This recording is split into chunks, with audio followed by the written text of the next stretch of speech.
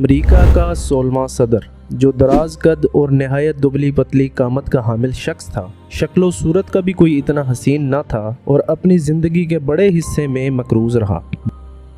12 فروری 1809 کو ہوجن ویل کے قریب ریاست کینٹکی میں ایک لکڑی کے بنے کمرے نما گھر میں پیدا ہوا۔ اس کی ماں کا نام نینسی ہینکس تھا اور باپ کا نام تھامس لنکن تھا۔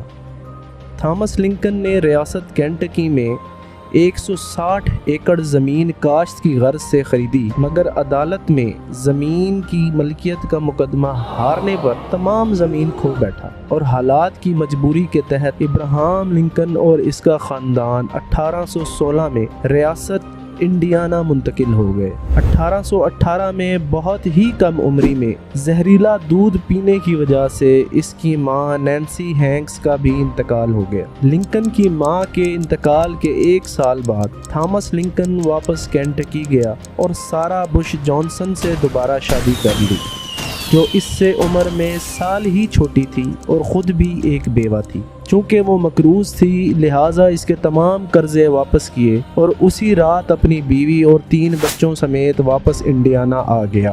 لنکن کی سوتیلی ماں کہانیوں اور قصوں کے جیسی سوتیلی ماں نہ تھی۔ اس نے تھامس اور اس کے بچوں کے ساتھ نہایت محبت اور توجہ سے زندگی گزارنی شروع کر دی۔ تھامس لنکن نے اپنی تمام زندگی کھیتی باڑی اور بڑھئی کا کام کرتے ہوئے گزاری۔ تھامس 5 فٹ 10 انچ کا مضبوط قد و قامت کا حامل شخص تھا اور طاقت ابراہام لنکن کو اپنے باپ سے وراثت میں ملی تھی۔ حالانکہ وہ خود نہایت ہی دبلی پتلی جسامت کا مالک تھا، مگر لمبے قد کی بدولت وہ لوگوں میں بہت جلد توجہ حاصل کر لیتا تھا۔ تھامس نے اپنے لڑکے ابراہام کو اپنے ساتھ کام میں لگانے کی بے حد کوشش کی، مگر وہ کامیاب نہ ہو سکا اور باپ بیٹے کے درمیان تعلقات ان کی تمام زندگی تک درست نہ ہو سکے۔ ابراہام کو کھیتی باڑی سے زیادہ پڑھنے لکھنے کا شوق تھا۔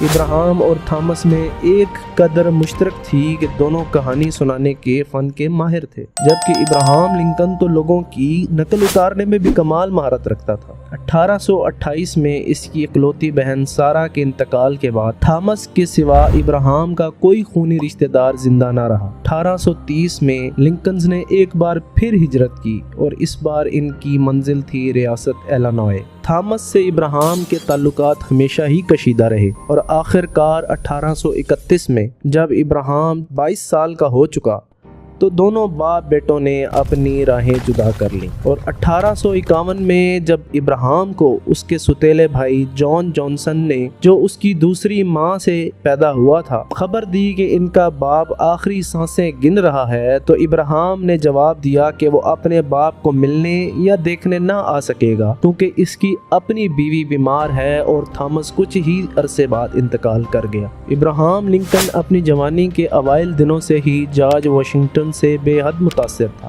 جارج واشنگٹن نے 8.5 سال بطور کانٹیننٹل آرمی کے چیف کے اور 8 سال بطور امریکی صدر کے خدمات سر انجام دی۔ ابراہام نے جارج واشنگٹن پر لکھی جانے والی biography the life of Washington جوانی میں ہی پڑھ رکھی تھی اور اس کا دیوانہ تھا۔ تو دوستوں، ابراہام لنکن 1831 میں روزگار کے مواقع تلاش کرنے اور اپنی قسمت آزمانے دریائے سنگامون کے کنارے واقع نیو سیلم نامی گاؤں میں آ گیا، جس کی آبادی بمشکل 100 یا اس سے کچھ زیادہ تھی۔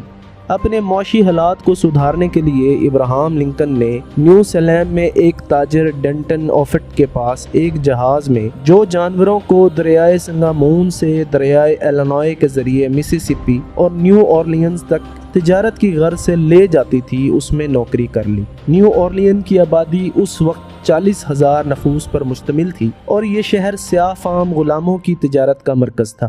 ابراہام لنکن نے نیو سیلم سے نیو اورلینز کے 2 سفر کیے، جس میں انسانی خرید و فروخت نے اس کے دل و دماغ پر بہت گہرا اثر ڈالا۔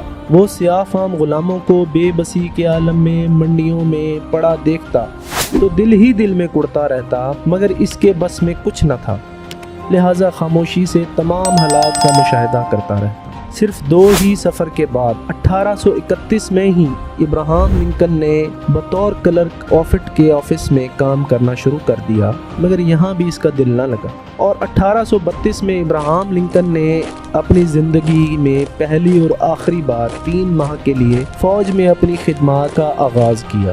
یہ جنگ دراصل امریکہ کے مقامی افراد، جن کو امریکی ریڈ انڈینز کہتے تھے، ان کو ریاست ایلینوائے سے نکالنے کے لیے کی گئی تھی تاکہ ان کو مسیسپی کے پار بھگا دیا جائے، مگر ابراہم لنکن نے تو یہ نوکری محض معاشی حالات کی وجہ سے کی تھی، ورنہ اس کو فوج میں رہنے کا کوئی شوق نہ تھا۔ 1832 میں ابراہم لنکن نے ریاست ایلینوائے کی جنرل اسمبلی کے انتخابات میں حصہ لیا، مگر شکست ہوئی۔ اس کے بعد لنکن نے بطور پوسٹ ماسٹر اور پھر کاؤنٹی میں ڈپٹی سرویئر کے طور پر نوکری کی۔ ابراہم لنکن وکالت کی کتابیں خرید کر کبھی ادھار لے کر ان کو پڑھتا رہتا۔ اس وقت کے امریکہ میں وکالت کسی کالج یا یونیورسٹی میں نہیں پڑھائی جاتی تھی، بلکہ کوئی بھی شخص کتابوں سے کسی وکیل کے پاس اسسٹنٹ کے طور پر کام کر کے وکالت سیکھ سکتا تھا۔ 1834 میں اس بار لنکن نے دوبارہ ریاست ایلینوائے کی جنرل اسمبلی کے لیے الیکشن لڑا، اور اس کی پوسٹ ماسٹر اور سرویئر کی نوکری نے اس کو اس حد تک مقبول بنا دیا تھا کہ اب کی بار اس کو فتح حاصل ہوئی۔ مگر 1835 میں اس کی پہلی محبت این روٹلیج کی اچانک موت سے ابراہم لنکن نہایت ٹوٹ گیا اور کئی ہفتوں تک خودکشی کرنے کا سوچتا رہا، یہاں تک کہ اس کو دوستوں نے اس کو ایک کمرے میں چند ہفتوں کے لیے صرف اس لیے بند کر دیا تاکہ وہ خودکشی نہ کر سکے اور اس پہ نظر رکھتے رہے۔ ابراہم لنکن اپنی محبوبہ کی قبر پر جا کر دھاڑے مار مار کر روتا اور اس کے خیالوں میں کھویا رہنے لگا۔ 1836 میں ابراہم دوبارہ ریاست ایلینوائے کی جنرل اسمبلی کا رکن بنا، اور اسی سال اس کو وکالت کے لیے ایلینوائے اسٹیٹ کورٹ سے اجازت نامہ بھی مل گیا۔ 1837 میں جب ابراہم لنکن اور اس کے 8 رکن اسمبلی ساتھیوں کی لابنگ سے ریاست ایلینوائے کا کیپٹل سٹی ونڈیلیا سے سپرنگ فیلڈ شفٹ ہو گیا، تو اس کے ساتھ ہی ابراہم لنکن بھی ویران ہوتے ہوئے نیو سیلیم سے سپرنگ فیلڈ شفٹ کر گیا۔ سپرنگ فیلڈ اس زمانے میں 1500 نفوس پر مشتمل ایک ابھرتا ہوا قصبہ تھا۔ ادھر آ کر لنکن نے اپنے اسی ساتھی جان سٹورٹ، جس سے وہ کتابیں ادھار پر لیا کرتا تھا، اس کا لا پارٹنر بن گیا۔ سپرنگ فیلڈ میں لنکن اپنی زندگی کے 2 اہم ساتھیوں سے ملا، جن کے ساتھ اس نے اپنی زندگی کا بڑا حصہ گزارا۔ پہلا شخص تھا جوشوا اسپیڈ، جس نے اپنے جنرل سٹور کی بالائی منزل پر لنکن کو کرائے پر کمرہ دیا، جس میں وہ اور لنکن کئی سال ایک ساتھ رہے۔ جوشوا ابراہم کا بیسٹ فرینڈ بن گیا۔ دونوں سول میٹ تھے، نہایت ذہین، حساس اور غمزدہ قسم کے لوگ۔ دوسرا شخص ولیم ہیرنگٹن، جو ابراہم لنکن سے 9 سال چھوٹا تھا، وہ اس کا بڑا حامی اور پرستار بن گیا، اور تمام زندگی ابراہم لنکن کو اپنا لیڈر سمجھ کر اس کی حمایت کرتا رہا اور بعد ازاں اس کا پارٹنر بھی بنا۔ لنکن نے کیسے 2 لخت ہوئے امریکہ کو دوبارہ یکجا کیا؟ ابراہم لنکن نے امریکہ سے غلامی کیسے ختم کی، اور وہ کون سی وجوہات تھیں جس کی وجہ سے ابراہم لنکن جیسا امریکی عوام کا چہیتا لیڈر موت کے گھاٹ اتار دیا گیا؟ وہ کون سے قوانین تھے جو لنکن کی موت کی وجہ بنے؟ لنکن کا قاتل کون شخص تھا، اور وہ کیسے لنکن کو موت کے گھاٹ اتار کر جائے وقوع سے فرار ہو گیا کہ اس کو کوئی پکڑ ہی نہ سکا؟ کیا لنکن کا قتل ایک اندرونی سازش تھی؟ یہ سب ہم آپ کو ابراہم لنکن کی آخری قسط میں بتائیں گے۔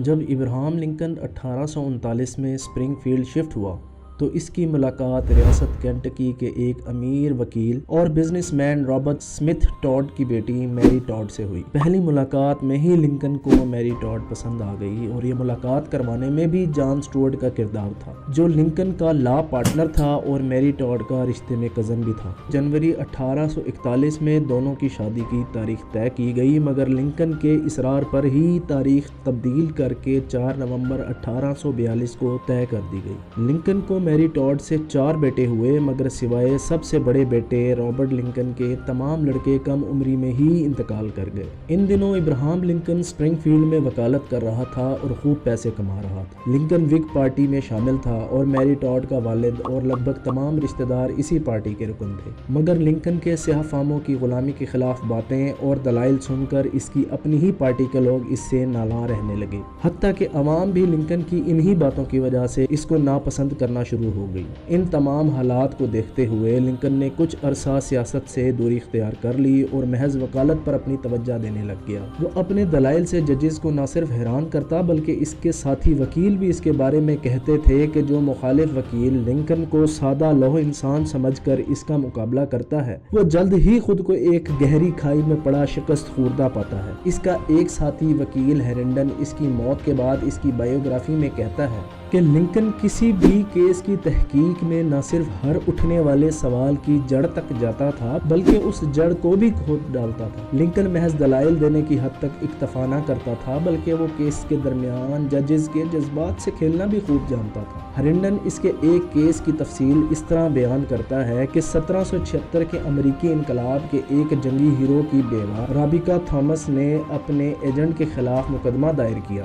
جو اس نے اپنے شوہر کی پینشن لانے کے لیے ہائر کیا تھا، مگر بددیانتی کرتے ہوئے پینشن کی رقم ہڑپ کر گیا۔ لنکن نے اپنے ساتھی وکیل ہیرنڈن سے 1776 کے امریکی انقلاب کی تاریخ پر مبنی کتابیں لانے کو کہا اور ٹرائل سے ایک دن پہلے وہ تمام کتابیں چاٹ گیا۔ اگلے دن کورٹ روم میں اس نے صرف مسز تھامس کو وٹنس باکس میں بلایا اور اپنے تمام دلائل کا اختتام ان پر ہی کر دیا۔ اس نے دلائل دیتے ہوئے 1776 کے امریکی انقلاب کی تکالیف، پریشانیوں اور اس جنگ میں دی جانے والی قربانیوں کا ذکر کرتے ہوئے کہا کہ جو لوگ قربانی دے کر اس دنیا سے جا چکے ہیں، اب ان میں سے ایک کی بیوہ جو بوڑھی ہو چکی ہے معزز ججز صاحبان کے پاس انصاف کی امید سے آئی ہے، اور یہ ہمیشہ سے ایسی بیمار اور بے بس نہ تھی، کبھی یہ بھی جوان تھی اور زندگی سے بھرپور تھی، مگر اس کی اور اس کے شوہر کی قربانیوں کے باعث حاصل ہونے والی آزادی کی بدولت ہی آج ہم سب یہ سہولیات اور مراحت سے فائدہ حاصل کر رہے ہیں، اور آج یہ ہم سے اپنے حق کی حفاظت اور ہمدردی کی طلبگار ہے۔ تو میں آپ سے سوال کرتا ہوں، کیا ہم اس کو یہ مدد فراہم نہ کریں گے؟ ابراہام کے دلائل مکمل ہونے تک جیوری کی آنکھیں اشک بار تھیں اور مقدمے کا فیصلہ لنکن کے حق میں کر دیا گیا۔ لنکن ایلینوائے سپریم کورٹ میں 175 مقدمات میں بطور وکیل اپیئر ہوا، جن میں سے 51 مقدمات کا اس نے بطور سول کاؤنسل سامنا کیا اور 31 مقدمات میں فتح حاصل کی۔ 1853 سے 1860 تک اس کا سب سے بڑا case Illinois river railroad company بامقابلہ سپراگ تھا، جس کی بدولت لنکن کو ایماندار ایب یا اونسٹ ایب کے نام کی شہرت ملی۔ 1842 میں لنکن کے ساتھی وکیل اسٹوارٹ نے کانگریس کا الیکشن نہ لڑنے کا فیصلہ کیا، کیونکہ یہ سیٹ وگ پارٹی کی محفوظ نشست سمجھی جاتی تھی، لہٰذا وگ پارٹی میں سے 3 اشخاص اس سیٹ پر الیکشن لڑنے کے لیے منظر عام پر آئے اور تینوں ہی وکیل بھی تھے، جن میں لنکن، جان ہارڈن اور ایڈورڈ بیکر شامل تھے، اور آخر کار تینوں نے اس بات پر سمجھوتا کیا کہ 1842 میں ہارڈن نے، 1844 میں بیکر نے اور 1846 میں لنکن نے اس نشست سے الیکشن لڑا۔ اس کے مخالفین نے اس پر مذہبی قسم کے الزامات لگانا شروع کیے، مگر یہ الزامات لنکن کو شکست دینے کے لیے ناکافی تھے اور اس نے یہ الیکشن بآسانی جیت لیا، مگر میکسیکو سے جاری جنگ کے باعث وہ دسمبر 1847 تک اپنی نشست پر کام نہ کر سکا۔ بطور رکن امریکی کانگریس، لنکن نے واشنگٹن میں اپنی مدت پوری کرنے کے بعد واپسی سپرنگ فیلڈ کی راہ لی اور دوبارہ وکالت کا آغاز کر دیا۔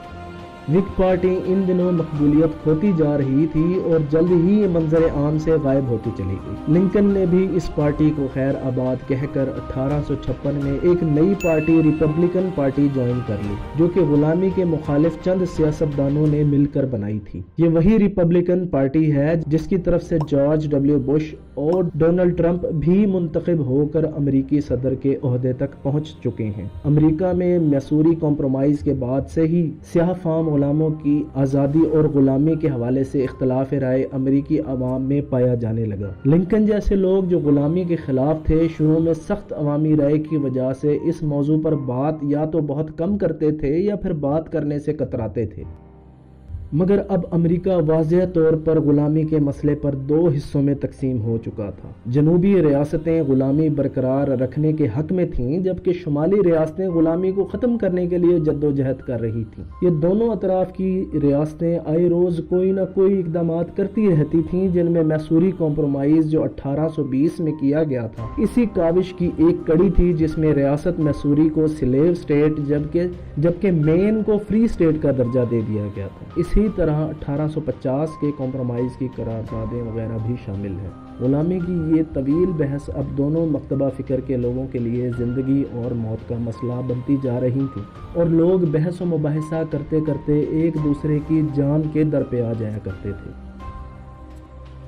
1854 میں سینٹ کا الیکشن، 1856 میں پارٹی کے نائب صدارتی امیدوار کا الیکشن ہار جانے کے بعد بھی لنکن نے ہمت نہ ہاری اور سیاست میں کوششیں جاری رکھیں۔ اس ہی ماحول میں ایک democratic leader Stephen Arnold Douglas, جو کہ غلامی کو جاری رکھنے کا زبردست حامی تھا، ریاست ایلینوائے سے سینیٹر منتخب ہوتا رہا تھا اور غلامی کے حق میں زور و شور سے تقریریں کیا کرتا تھا۔ اس کا مقابلہ ہر بار کی طرح اس بار بھی لنکن کر رہا تھا۔ دونوں سیاستدانوں کی بحث و مباحثہ کی تقریریں عوام میں بے حد مقبول ہونے لگی، کیونکہ یہ وہ زمانہ تھا جب ٹیلی گراف ایجاد ہو چکا تھا اور پرنٹ میڈیا کے ذریعے خبریں ملک کے کونے کونے تک پہنچ رہی تھیں۔ لنکن اور ڈگلس کی تقاریر سننے کے لیے لوگ میلوں دور سے آتے تھے اور لنکن کی غلامی مخالف تقریروں کو ملک میں بے حد مقبولیت ملی، اور غلامی سے نفرت کرنے والے لوگوں میں لنکن ایک ہیرو کی مانند ابھرا۔ یہ الیکشن تو لنکن نہ جیت سکا، مگر اس کے غلامی مخالف دلائل اور تقریروں نے تمام امریکہ میں اس کو شہرت کی بلندیوں تک پہنچا دیا۔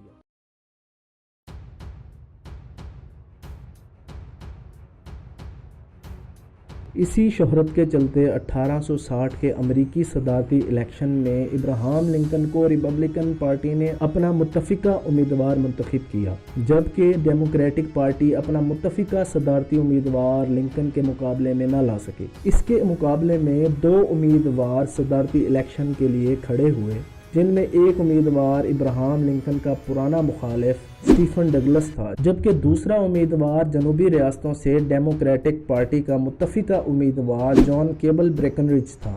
6 نومبر 1860 کو صدارتی انتخابات کا انعقاد ہوا، جس میں ابراہام لنکن 18 ریاستوں سے 180 الیکٹورل ووٹس لے کر پہلے نمبر پر، جبکہ اس کا مخالف بریکنریج 11 ریاستوں سے 72 الیکٹورل ووٹس حاصل کر سکا، جبکہ اس کا روایتی حریف اسٹیفن ڈگلس محض ایک ریاست مسوری سے 12 الیکٹورل ووٹس حاصل کر سکا۔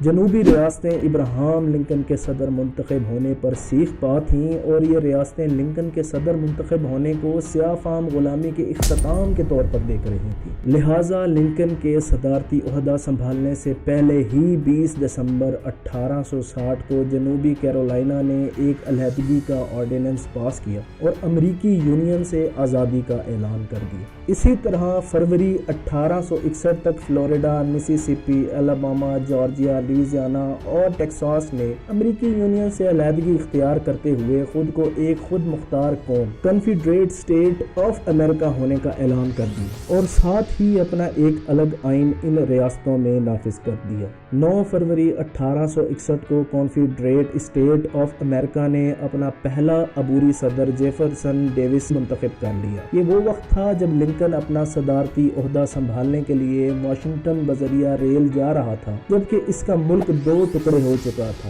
جان کا اس کو اس حد تک شدید خطرہ تھا کہ غلامی کے حامی امریکیوں نے اس کو جان سے مارنے کی دھمکی دے دی تھی۔ اب لنکن کو اپنی جان اور اپنی ملک کی سالمیت دونوں کو بچانا تھا۔ 4 مارچ 1861 کو لنکن نے اپنے عہدے کا چارج سنبھال لیا اور بطور 16ویں امریکی صدر اپنی صدارت کا آغاز کیا۔ ابراہام لنکن جب سپرنگ فیلڈ سے واشنگٹن صدارت سنبھالنے کے لیے جا رہا تھا تو اس نے کہا تھا کہ اس کو جارج واشنگٹن سے بھی زیادہ مشکلات کا سامنا کرنا پڑے گا۔ لنکن نے صدارت کا حلف لیتے ہی پہلی کوشش یہ کی کہ باغی ہونے والی تمام ریاستوں کو واپسی کا آخری موقع فراہم کیا کہ وہ ہرگز باغی ریاستوں پر پہلے حملہ نہ کرے گا گا، مگر باغی ریاستوں نے لنکن کے پہلے حملہ نہ کرنے کی پالیسی کا جواب فورٹ سمٹر پر حملہ کر کے دیا، جس کے بعد لنکن نے اپنی حامی ریاستوں سے 75,000 سے 1,00,000 تک ملیشیا بھرتی کرنے کا ایک صدارتی حکم نامہ جاری کیا تاکہ وہ باغی ریاستوں سے لڑائی کے لیے تیاری کو مکمل کر سکے۔ اس حملے کے فوراً بعد ورجینیا، ٹینیسی، انکنساس اور جنوبی کیرولائنا کی ریاستوں نے بھی کانفیڈریسی میں شمولیت اختیار کر لی، جبکہ کینٹکی، میری لینڈ، مسوری اور ڈیلاویئر جو کہ غلامی کی حامی ریاستیں تو تھیں، مگر ان ریاستوں نے اپنی وفاداری یونین کے ساتھ منسلک رکھی، مگر جنگی معاملات میں نیوٹرل پوزیشن برقرار رکھی۔ کانفیڈریسی کا دارالحکومت ریاست ورجینیا کا شہر رچمنڈ تھا، جس کو بطور انعام ورجینیا کے کانفیڈریسی میں شامل ہونے پر منتقل کیا گیا۔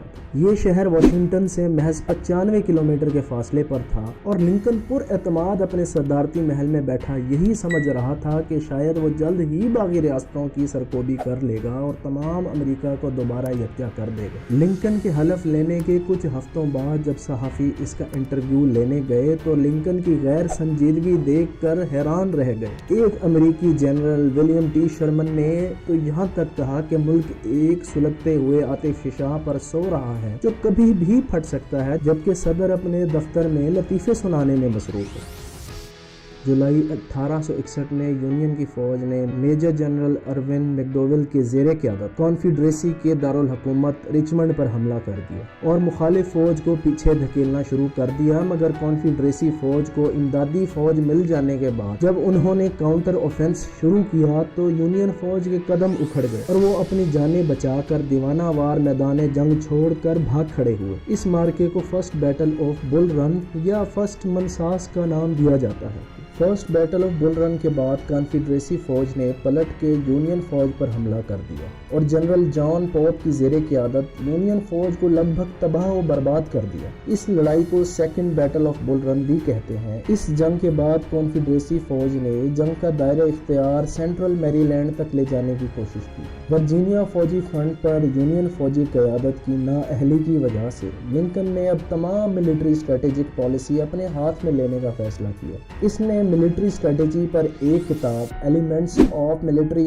Art and science library of Congress سے منگوائی، اس کا مطالعہ کیا اور کمانڈر ان چیف کی ذمہ داریاں سنبھال لی۔ لنکن نے جنرل میکلین کو جنگ میں ذمہ داریاں دے کر کانفیڈریٹ جنرل رابرٹ لی کو روکنے کے لیے ورجینیا فرنٹ پر بھیجا، جس پر اس نے جنرل رابرٹ لی کو آگے بڑھنے سے روکا اور اینٹیٹم کی لڑائی میں وہ ہارتی ہوئی کانفیڈریٹ فوج کو مکمل طور پر ان کا پیچھا کر کے خاتمہ نہ کر سکا۔ لنکن نے جنرل میکلین کو اس ناکامی پر اس کے عہدے سے ہٹا دیا۔ لنکن اپنے تمام جنرل سے مسلسل رابطے میں رہتا تھا اور ان سے میدان جنگ کے بارے میں منٹ منٹ کی خبریں لیا کرتا تھا۔ لنکن اپنے جنرل سے تب تک کام لیتا تھا جب تک کہ وہ بری طرح ناکام نہ ہو جایا کرتے تھے اور پھر ان کو فارغ کر کے نئے جنرل سامنے لے آیا کرتا تھا۔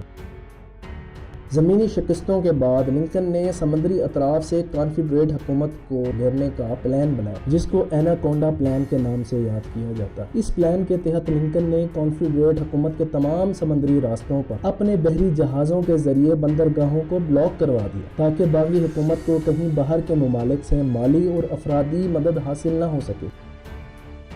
1861 کے موسم گرما میں لنکن نے پہلے کنفیڈریشن ایکٹ کو منظور کیا، جس کے تحت یونین حکومت کو کوئی بھی جاگیر بشمول سیاہ فام غلام جو کانفیڈریٹ فوج کے حمایت یافتہ شہری کے زیر استعمال رہی ہو یا کوئی سیاہ فام غلام جو کانفیڈریٹ فوج کے لیے کام کرتا رہا ہو، یونین کی سرزمین پر بھاگ کر آ جائے تو وہ خود بخود یونین اسٹیٹ میں آزاد تصور کیا جائے گا اور یونین حکومت ایسے افراد کی جاگیر اور مال و دولت کو ضبط کرنے کا اختیار رکھتی ہوگی جو کانفیڈریٹ فوج یا کانفیڈریسی حکومت کی حمایت کرتا ہوگا۔ اس طرح 1862 کے موسم گرما میں دوسرا کانفسکیشن ایکٹ یا ضبطی ایکٹ جو 17 جولائی 1862 کو منظور ہوا، اس کے تحت سویلین اور ملٹری کانفیڈریٹ کے اہلکاروں کے غلام ہمیشہ کے لیے آزاد کر دیے گئے۔ یہ ایکٹ بظاہر غلامی کو مکمل ختم کرنے میں ایک سنگ میل تھا، لیکن یہ قانون صرف یونین فوج کے زیر قبضہ جنوبی علاقوں میں نافذ کیا گیا۔ اس اس کے بعد ابراہم لنکن نے اپنا تیسرا اور آخری ماسٹر اسٹروک کھیلا، جس میں اس نے 1 جنوری 1863 کو غلامی کے خاتمے کا اعلان جاری کیا، جب امریکی قوم اپنے خونی خانہ جنگی کے تیسرے سال میں داخل ہو چکی تھی۔ اعلان کے مطابق باغی ریاستوں کے اندر غلام کے طور پر رکھے گئے افراد اب سے مکمل طور پر اور ہمیشہ کے لیے آزاد ہوں گے۔ 1863 تک یونین آرمی نے مغربی فرنٹ پر کافی کامیابیاں حاصل کر لی تھیں اور مایوسی کے عالم میں کانفیڈریٹ فوج نے دوبارہ وسطی پینسلوینیا میں پیش قدمی شروع کر دی، مگر جولائی کے اوائل میں گیٹس برگ میں یونین اور باغی فوجیں سامنے آئیں، جس میں یونین فوج کو زبردست فتح حاصل ہوئی۔ اس کے بعد یونین فوج کو وکسبرگ کی فتح حاصل ہوئی اور باغی فوج نے واپسی کا راستہ لیا۔ وکسبرگ کی فتح لنکن کے ایناکونڈا پلان میں اہم سنگ میل تھا۔ اسی طرح پورٹ ہڈسن کے ہاتھ سے نکل جانے کے بعد کانفیڈریٹ ریاستیں 2 حصوں میں تقسیم ہو گئیں، جو کہ کانفیڈریٹ حکومت کے لیے ناقابل تلافی نقصان تھا۔ گیٹس برگ اور وکسبرگ کی فتح امریکی سول وار کے اختتام کی شروعات کے طور پر دیکھی جاتی ہے۔ مارچ 1864 میں لنکن نے جنرل ایلیس گرانٹ کو واشنگٹن طلب کیا اور اس کو تمام یونین آرمی کی کمانڈ سونپ دی۔ جنرل گرانٹ وہی شخص تھا جس کی کتاب لنکن نے ملٹری اسٹریٹجی سمجھنے کے لیے مطالعے کے غرض سے کانگریس لائبریری سے منگوائی تھی۔ جنرل گرانٹ نے اپنے بھروسہ مند جنرل ٹی شرمن کو کانفیڈریسی کے railway network hub Atlanta پر قبضہ کرنے کے لیے بھیجا، جبکہ وہ خود ریچمنڈ حملے کے لیے ورجینیا فوج لے کر پہنچ گیا۔ یہ جنگ 1 مہینہ جاری رہی اور اس جنگ کے دوران لنکن جانتا تھا کہ یہ آخری موقع ہے اس کے پاس آنے والے الیکشن میں دوبارہ عوامی مقبولیت حاصل کرنے کا، کیونکہ امریکی عوام کئی سالوں سے جاری جنگ سے تنگ آ چکی تھی اور اب جنگ کو ختم ہوتے دیکھنا چاہتی تھی۔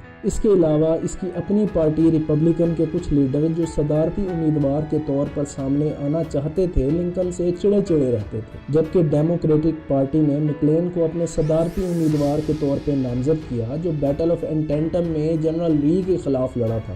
وہی جنرل مکلین اب سیاست میں آ چکا تھا اور اس نے امریکی عوام کی حمایت حاصل کرنے کے لیے ان سے جنگ ختم کرنے کا وعدہ کیا اور یہاں تک اعلان کیا کہ اگر وہ الیکشن جیت گیا تو غلامی کو پھر بحال کر دے گا۔ مگر قسمت نے لنکن کا ساتھ دیا اور جنرل گرانٹ نے ریچمنڈ کو اپنے گھیرے میں لے لیا، جبکہ جنرل شرمن نے بھی اٹلانٹا میں اپنے قدم جما لیے اور فتح بس اب چند کوس دور تھی۔ نومبر 1864 کے الیکشن میں لنکن کو تاریخی کامیابی حاصل ہوئی اور اس نے 212 الیکٹورل ووٹس حاصل کیے، جبکہ اس کے مخالف مکلین نے محض 21 الیکٹورل ووٹس حاصل کیے۔ الیکشن جیتنے کے ساتھ ہی لنکن نے پورے امریکہ سے غلامی کے خاتمے کا اعلان کر دیا۔ اور اب آخری چیلنج جو لنکن کو درپیش تھا وہ یہ تھا کہ باغی ریاستوں کے لیڈرز، فوجیوں اور باقی لوگوں کی قسمت کا کیسے فیصلہ کیا جائے، ان کے ساتھ کیا برتاؤ کیا جائے۔ لنکن نے اس موقع پر نہایت سمجھداری سے فیصلہ کرتے ہوئے امریکہ کو مزید تقسیم ہونے سے بچا لیا۔ اس نے تمام باغیوں کو نہ صرف معاف کر دیا بلکہ جنگ کے دوران باغی فوج کے جنرلز اور وہ لیڈرز جنہوں نے بہادری کے جوہر دکھائے ان کے مجسمے تک ان کی ریاستوں میں لگانے کی اجازت دے دی گئی۔ یہ سب اقدامات کر کے نہ صرف لنکن نے امریکیوں کے درمیان مزید نفرتوں کو پنپنے سے روکا بلکہ امریکیوں کو مزید خانہ جنگی سے بھی بچا لیا، جس میں اب تک تقریباً 6 لاکھ امریکی اپنی جان گنوا چکے تھے۔ جنگ کے اختتام پر لنکن کی حالت کسی 90 سالہ بوڑھے کی مانند ہو چکی تھی۔ وہ 4 سالہ طویل جنگ میں دن رات ایک کر کے امریکہ کو ایک بہت بڑے بحران سے تو نکال چکا تھا، مگر اسی دوران اس کے بیٹے کے انتقال اور جنگ کی تکالیف نے اس کو ذہنی طور پر بہت بری طرح تھکا دیا تھا۔ اور پھر دوستوں، جنرل لی کے سرنڈر کرنے کے صرف 6 دن بعد 14 اپریل 1865 کو امریکہ کے اس سب سے نامور اور ہر دل عزیز صدر کو واشنگٹن میں فورڈز تھیٹر میں اس وقت گولی مار دی گئی جب وہ اپنی بیوی میری ٹاڈ کے ساتھ اپنے لیے بنائے گئے مخصوص پریزیڈنشل باکس میں بیٹھا ڈرامے سے لطف اندوز ہو رہا تھا۔ اس کو گولی مارنے والا شخص جان وائکس بوتھ ایک اداکار تھا۔ اس کو باکس میں جاتے کئی افراد نے دیکھا، مگر اس کے ارادوں سے کوئی واقف نہ تھا۔ جان وائکس بوتھ شکست خوردہ کانفیڈریٹ حکومت کا ہمدرد تھا اور اس کو لگتا تھا کانفیڈریٹ حکومت کو از سر نو دوبارہ بنایا جا سکتا ہے، لہٰذا اس نے سازش کے تحت لنکن کو قتل کر دیا۔ بوتھ نے لنکن کو قتل کرنے کے بعد اس کے گارڈ کو خنجر سے مار کر باکس سے باہر کی طرف چھلانگ لگا دی اور کود کر ڈرامے کے سٹیج پر آ گیا اور زور سے نعرہ لگایا کہ ظالموں کا یہی انجام ہے، اور جنوب نے اپنا بدلہ لے لیا۔ جان وائکس بوتھ لنکن کو قتل کرنے کے بعد وہاں سے فرار ہو گیا۔ تھیٹر کے باہر ایک گھوڑا اس کے انتظار میں کھڑا تھا، جس کی بدولت وہ واشنگٹن سے بآسانی نکل گیا، مگر 2 ہفتے بعد ورجینیا میں اس کو فوج نے تلاش کر کے موت کے گھاٹ اتار دیا۔ گولی لگنے کے 9 گھنٹے بعد لنکن 15 اپریل 1865 کو زندگی کی بازی ہار گیا اور ابراہم لنکن کو اس کی ریاست ایلینوائے میں اسپرنگ فیلڈ لایا گیا اور دفن کر دیا۔